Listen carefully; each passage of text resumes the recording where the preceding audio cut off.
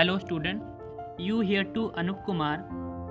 In previous video, we already discussed what is water, what are its source, what is surface water, what is the function of surface water, why water is very much essential for us. So in this video, we forwarding that topic of environment and health, and today we discuss what is groundwater. This water present below the soil surface, that's why it is called groundwater. Means the water present below the ground surface or soil surface, and it is safer providing water because it is free from any type of contamination, and generally it doesn't require treatment with disinfectant. Means sometimes we use disinfectant like bleaching powder for purification process of water, but here doesn't require any type of treatment process. And groundwater is also called as aquifer. means जिस layer में और जो पानी का layer ground के नीचे पाया जाता है उसे एक्विफायर बोलते हैं, और उस एक्विफायर से पानी लिफ्टअप होगा ऊपर दो तरीके से, एक हो गया सैलो टाइप, दूसरा जो हो गया डीप टाइप। सैलो टाइप में क्या होगा, पानी प्रोवाइड करेगा from the fast layer of soils, and deep layer में पानी प्रोवाइड करेगा from the deeper layer of soil और by the penetrating the fast layer of soil. So deep well water is safer from drinking. So here in this table we compare what is shallow well water and what is deep well water.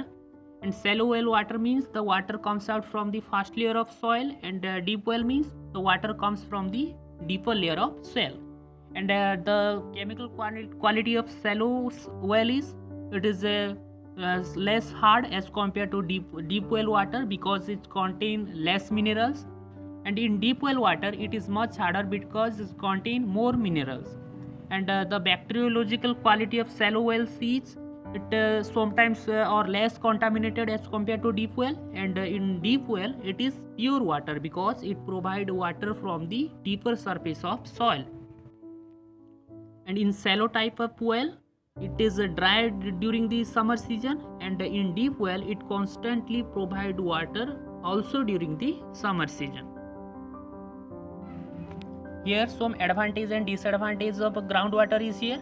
So first we discuss what are the advantage of groundwater. It is free from the any type of contaminations. It doesn't require any type of purification process, or the supply of water during dry season means summer season, मतलब summer season में भी ये water constantly provide करता है, and it less contamination as compare to surface water because it provide water from the deeper layer of soil. So here it contains so many disadvantages, like it contains so much minerals, so that's why it is so much hard, and it required a pumping or a mechanical arrangement to lift up the water from the soil surface. So here we discuss what are the source of groundwater. So first source is sanitary well, and this sanitary well also called as artificial well and artesian well, and it is a well planned properly and well constructed surface, and it provides safer water, but it is not suitable for the consumption of water because it may be chances of contamination with different impurities because it is open up to public. And strictly cleanliness is done for maintenance the quality of water. Next source is tube wells, and it's a pure source of drink water because it provide a deep well type of groundwater, and it is free from any type of pathogenic, so it is suitable for the drinking purpose. So metallic and plastic pipe are introduced into the ground at a depth of 20 to 25 feet, and below at the bottom of that pipe we also fitted a screen to prevent the impurities lift up from the ground source, and a mechanical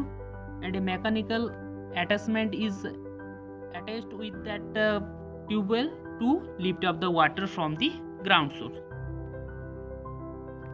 Next is sting. It is a point at which water is flow to the earth's surface, and they camps out at a place where the geographical conditions are favorable, and their location is not always convenient because it may be present in forest or mountain side. so it is not suitable for, or we not consider it as a primary source of water. जब water contaminated हो जाता है impurity के साथ, तो उसका जो natural colour रहता है, टेस्ट रहता है, स्मेल रहता है, वो चेंज हो जाता है और बदबू आता है उस पानी में से। तब हम उस पानी को हम पॉल्यूटेड वाटर कंसिडर करते हैं। और ये जो इम्प्योरिटीज़ रहता है जो कि वाटर पोल्यूशन कराता है, वो बेसिकली दो टाइप्स का रहता है। एक हो गया डिजॉल्व इम्प्योरिटीज़ एंड दूसरा जो हो गया सस्पेंडेड इम्प्योरिटी। तो ये डिजॉल्व इम्प्योरिटीज़ जो है वो वाटर के साथ मिसिबल है, घुल मिल जाता है वाटर के साथ, तो हम इसे नेकेड आई में आइडेंटिफाई नहीं कर सकते। उसे आइडेंटिफाई करने के लिए एक माइक्रोस्कोप चाहिए। और ये जो डिजॉल्व इम्प्योरिटीज़ है, इट मे बी गैसेस और minerals. So gases like hydrogen sulfide, carbon dioxide and minerals like sodium, magnesium, iron, manganese, and these are the dissolved impurities which polluted the water. And some suspended impurities means these are not miscible with water, means simply it float on the water surface and it can be easily identified in naked eye, and it may be clay, sand, insect or oil. तो purification of water means हम जो water में जो impurities रहता है उसे अलग करेंगे और उस प्रोसेस को ही हम प्यूरिफिकेशन ऑफ वाटर बोलते हैं। और ये जो प्यूरिफिकेशन ऑफ वाटर है वो दो तरीके का रहता है, एक हो गया लार्ज स्केल एंड दूसरा जो हो गया स्मॉल स्केल प्यूरिफिकेशन। तो हम पहले डिस्कस करते हैं लार्ज स्केल प्यूरिफिकेशन होता क्या है। ये जो लार्ज स्केल प्यूरिफिकेशन होता है, जब हम ज़्यादा अमाउंट ऑफ वाटर को प्यूरिफाइड करेंगे तो ये लार्ज स्केल प्यूरिफिकेशन हम एडॉप्ट करेंगे। और ये बेसिकली दो टाइप्स का रहता है, एक हो गया slow sand filtration method and दूसरा जो हो गया रैपिड सैंड फिल्ट्रेशन मेथड। तो first we discuss what is slow sand filtration method. And ये जो स्लो सैंड फिल्ट्रेशन प्रोसेस है, इसमें तीन स्टेज रहता है। पहला स्टेज हो गया स्टोरेज, दूसरा स्टेज हो गया फिल्ट्रेशन एंड लास्ट स्टेज हो गया क्लोरिनेशन। तो पहला स्टेज है स्टोरेज। तो स्टोरेज में हम raw water means original water और नेचुरल वाटर हम किसी सोर्स से कलेक्ट करेंगे एक टैंक में, और उस टैंक को बोलते हैं सेटलमेंट टैंक। एंड उस टैंक में हम वाटर को ऐसे ही छोड़ देंगे 1 से 2 दिन तक। तो 1 से 2 दिन तक हम जो वाटर को छोड़ देंगे, ये 1 से 2 दिन में वाटर का काम क्या करेगा, वो क्या करेगा, नेचुरल प्यूरिफिकेशन कराएगा। एंड उसमें क्या कराएगा, जो इम्प्योरिटीज़ है उसे सेटल डाउन कराएगा। वाटर का लेयर से नीचे वो सेटलमेंट हो जाएगा उसका। और जो water upper layer of water का उसका क्या होगा, क्वालिटी इंप्रूव होगा और it much clear in appearance means साफ दिखाई देगा पानी का कलर। नेक्स्ट स्टेप है आफ्टर स्टोरेज फिल्ट्रेशन, एंड ये एक बहुत ही इंपॉर्टेंट स्टेप है वाटर प्यूरिफिकेशन का। And during the filtration the clarified water means जो स्टोरेज में क्या होता था, स्टोरेज करने के बाद जो इम्प्योरिटीज होता था वो क्या सेटलमेंट होकर नीचे बैठ जाता था, और जो अपर लेयर में जो क्लियर पानी है वो हम और एक टैंक में और स्लो सैंड फिल्टर में हम उसे सप्लाई करेंगे। तो और ये जो स्लो सैंड फिल्टर है, it is a rectangular tank and it is made of concrete. Concrete means the mixup of cement and stone, and the size of the tank depend upon the requirement of water to be purified. So ये जो filtration bed रहता है उसका arrangement वो ऐसे रहता है, उस पिक्चर पे दिखा देता हूँ। ये जो स्लो सैंड फिल्ट्रेशन बेड है, पहले रहेगा ये thick size gravel, then it is less thicker size gravel, then coarse sand, then fine sand. So at the bottom layer it consists 25 mm of gravels. This gravel's thickness is 25 mm, and its layer thickness is about 4 to 10 centimeter, and the thickness is depend upon the tank size or amount of water to be purified. Then above these thick size gravel we fill up with 10 mm thickness fine gravels, and this fine gravels thickness is about 10 to 30 centimeter. Next, above the fine gravels we put some coarse sand, and its thickness or its particle size is about 5 millimeter in size, and this coarse sand is filled about a thickness of 30 to 100 centimeter. And last or at the top layer we fill some fine sand, and water purification process is done in this sand filtration bed. And at the bottom of the tank, a number of pipes or waterlet are fitted through which we collect the pure water. And after collecting of pure water or clarified water, we go for the chlorination process. It is very much essential. And ये जो chlorination process है, हम by using some chlorine agent जैसे कि gas हो गया, bleaching powder हो गया, ये सब क्लोरीनेटिंग एजेंट यूज करके हम क्लोरीनेशन प्रोसेस करा सकते हैं। और ये क्लोरीनेशन प्रोसेस जो है वो हार्मफुल बैक्टीरिया को किल कर देगा और it is make safe for the drinking. Next is rapid sand filtration process and this filtration process involve 5 stage. तो पहला है कोआगुलेशन। इन कोआगुलेशन प्रोसेस हम क्या करेंगे, कुछ एक कोआगुलेंट ऐड करेंगे पानी में, जो कि एक कोआगुलेंट ऐड करेंगे जैसे कि हो गया आलम।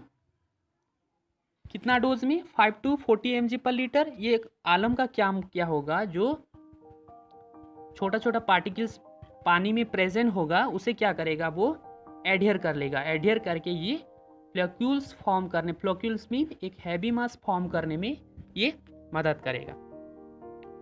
कोआगुलेंट ऐड करने के बाद दूसरा जो स्टेप है वो है मिक्सिंग। एंड मिक्सिंग में क्या होगा, हम एक मैकेनिकल और मिक्सिंग चैम्बर में वो पानी को ऐड करेंगे और हम उसे मिक्सअप करेंगे हाई रोटेशन में। तो उसके बाद क्या होगा, वो जो आलम है, वाटर है, प्रॉपरली डिजल्व हो जाएगा। एंड नेक्स्ट स्टेप है फ्लोकुलेशन। एंड ये फ्लोकुलेशन प्रोसेस में क्या होगा, जो हम कोआगुलेंट ऐड किए थे, जो कि आलम जो हम ऐड किए थे, वो क्या करेगा, यहाँ पे फ्लोक्यूल्स फॉर्म करने लगेगा। फ्लोक्यूल्स मीन एक हैवी मास फॉर्म करने लगेगा। और ये फ्लोक्यूल्स का कॉम्पोजिशन क्या रहता है, aluminium hydroxide, because alum we used as a flocculating agent and the water composition is H2O. Here the complex form is aluminum hydroxide.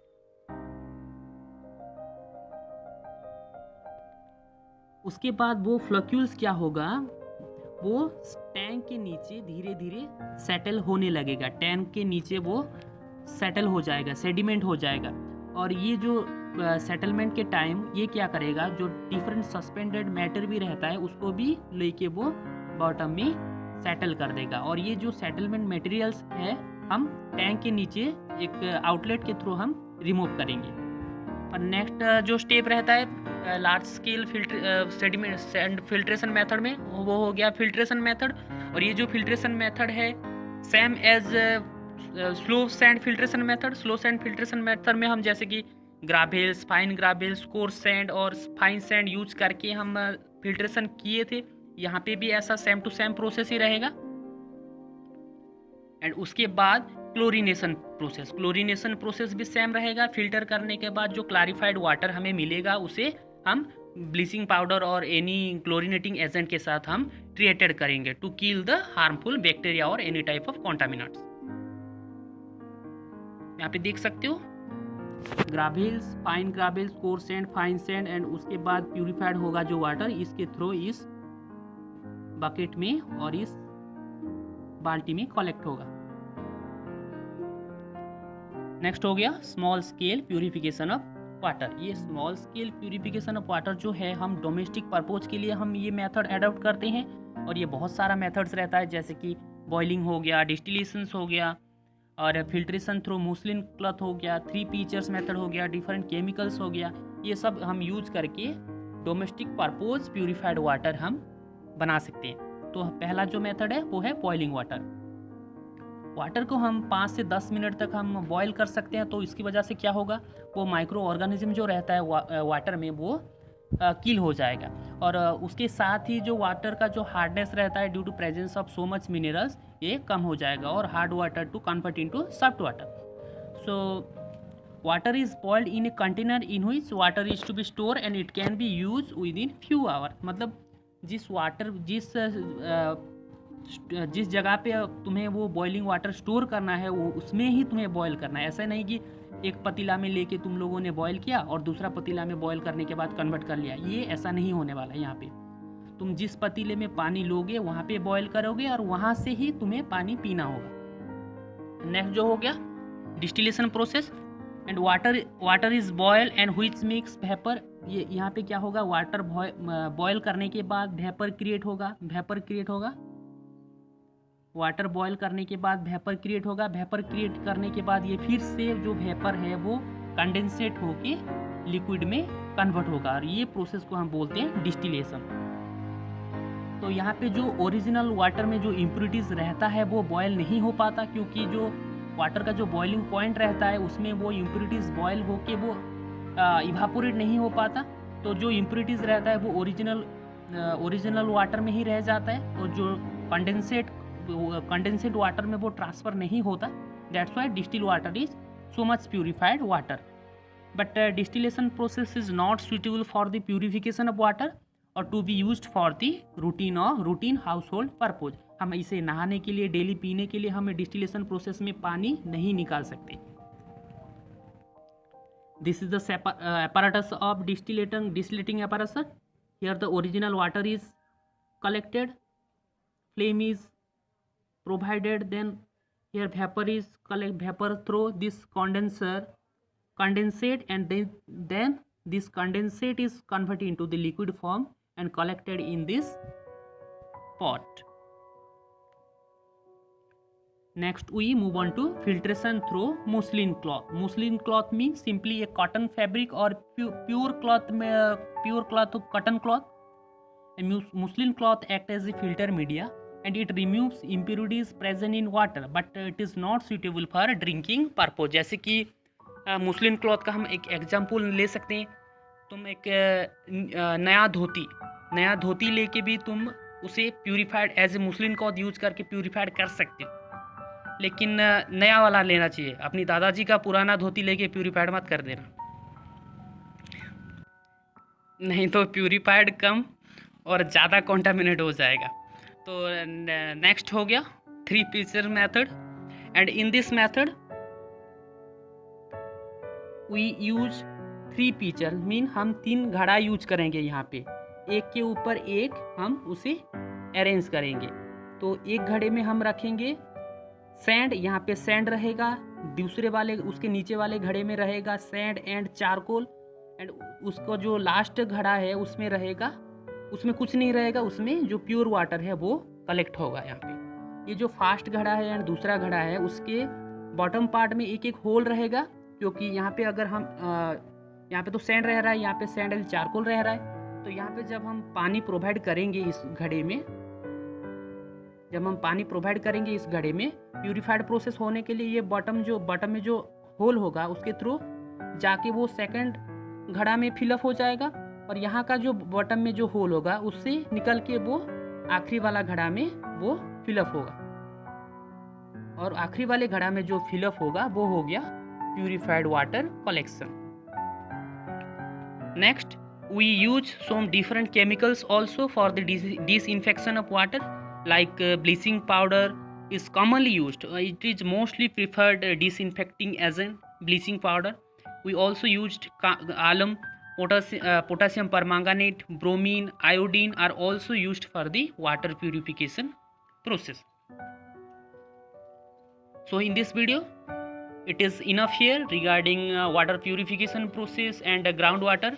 If it is such a easy topic, I don't think you have any kind of doubt, but if you have any kind of doubt, frequently ask to me. Have a good day. Thank you.